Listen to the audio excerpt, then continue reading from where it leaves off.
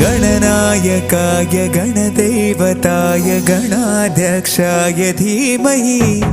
गुणशरीराय गुणमण्डिताय गुणेशानाय धीमहि गुणातीताय गुणाधीशाय गुणप्रविष्टाय धीमहि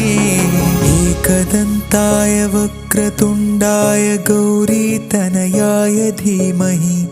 गजेशानाय भालचन्द्राय श्रीगणेशाय धीमहि